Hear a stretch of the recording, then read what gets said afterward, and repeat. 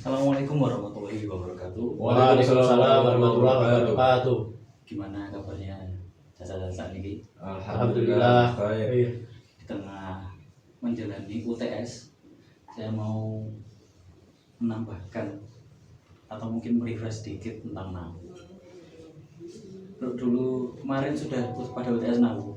Sudah. Belum. Nah, Sudah. UTS di pondok ini kan Dicek, yo. pakai baca kitab ya. Ya. Biasanya umumnya tuh pakai baca kitab terus habis itu dimaknai. Nah, sebelumnya kita baca Fatihah dulu supaya apa yang akan kita pelajari nanti tentang refresh kembali serta tentang keilmuan ini yang sebenarnya sederhana tapi semoga bermanfaat bagi kita semua. Al-Fatihah.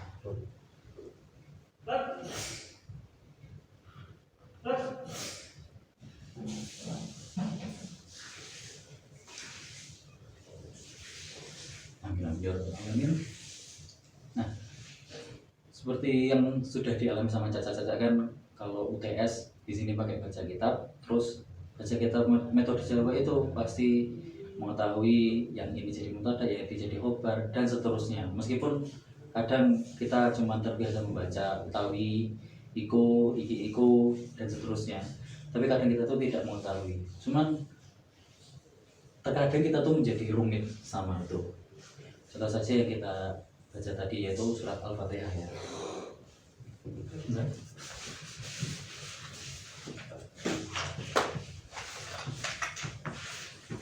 Dalam surat Al-Fatihah itu kan pasti ada banyak namanya kalimat dalam bahasa itu kan pasti ya ada yang sebagai subjek atau predikat, banyak yang kalau kita pahami yang satu jadi kata keterangan, satu jadi ini, satu jadi ini. Tapi dalam bahasa Arab itu disederhanakan jadi 3. Contohnya aja kalau kita dalam surat Al-Fatihah pada ayat pertama bagi beberapa ulama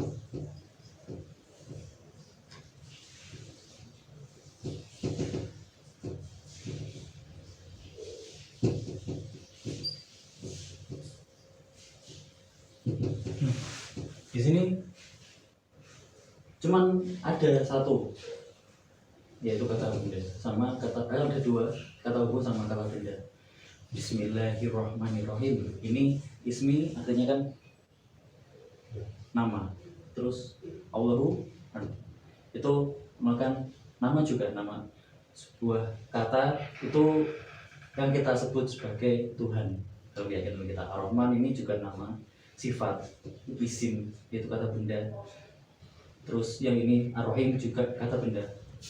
Kemudian di yang lainnya lagi ayat kelima apa coba? Iya kan aku ya nasta'in. Iya karena itu Iya, nasta'in.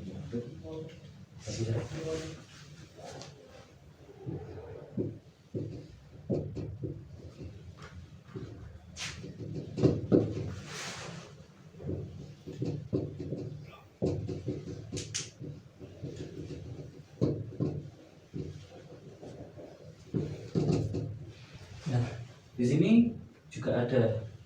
Kalau kita memahami, kalau kita kan nggak bisa memahami di awal itu coba isim itu kata benda. Terus kalau kalau fi'il itu kata kerja.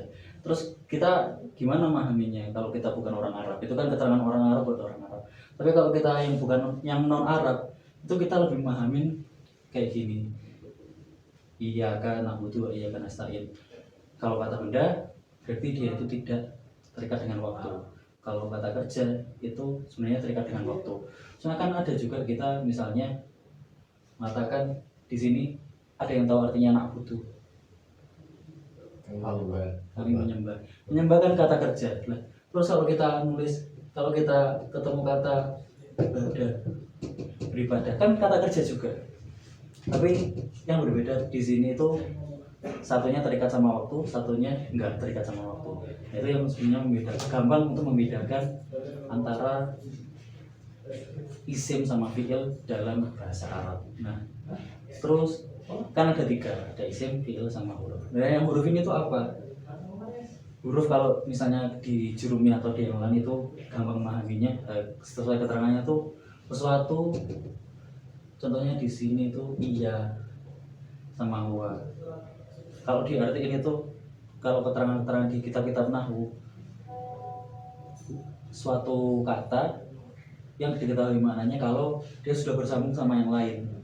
Loh, tapi ini kita nggak bahas loh kok kata kan kita udah tahu iya ya hanya wa itu juga artinya dan kan kayak gitu sebenarnya kita semua udah tahu. Tapi kalau itu dipahami ketika kita sudah mempelajari makna-makna dari huruf, jadi wa nanti ada banyak maknanya, ada yang untuk mengikuti atau buat pilihan atau buat ini tuh banyak. Nah di situ baru sebenarnya kita bisa memahami maksud dari kata sambung ini ada artinya kalau mereka ketemu sama kata yang lainnya. Jadi buat teman-teman biar cepat memahaminya, huruf itu kata sambung anggapannya. Jadi ya kalau kata orang-orang biasanya kalau bukan isim fiil berarti ya huruf. Tapi yang gampang buat nandain kalau itu huruf, dia tuh pendek biasanya. Jadi kalau misalnya di sini iya kak, habis itu ini pi. Kan kalau udah tahu pada tahu artinya kan, artinya fiil dengan kan. Nah, dengan itu kan juga kata sambung. Kita sudah tahu artinya, tapi kan kalau di bahasa Arab ada banyak arti yang lain. Cuman kita sebagai orang non-Arab memahaminya artinya dengan. Jadi sebenarnya lebih cocok diartikan kalau huruf itu kata sambung.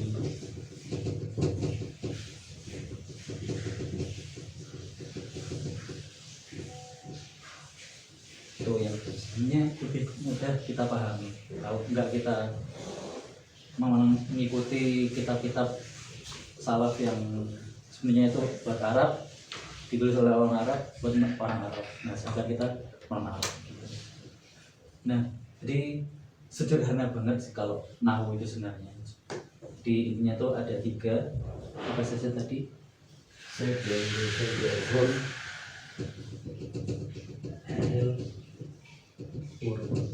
Nah, baik semua jadi sesuatu ini tuh sebenarnya bisa menggantikan satu sama lain. Ada fiil yang bentuknya jadi isim, ada isim yang kadang jadi fiil, ada huruf nanti menyambungkan antara satu sama lain dan isim sama fiil menjadi satu kalimat yang bermakna. Yang enggak sederhana dan bisa lebih mengandung makna yang banyak. Jadi di sini saya ingin dengan juga memahami bahwasanya segala sesuatu itu pasti ada perannya, baik dia kecil huruf yang kadang nggak kelihatan kayak gini, ataupun yang besar seperti ini, ataupun yang bentuknya berubah-ubah seperti ini dan ini. Itu semuanya tuh ada peran masing-masing dalam membentuk suatu harmonika kalimat makna yang disampaikan oleh penulis. Saya kira sekian yang dapat saya sampaikan. Terima kasih. Wassalamualaikum warahmatullahi wabarakatuh. Waalaikumsalam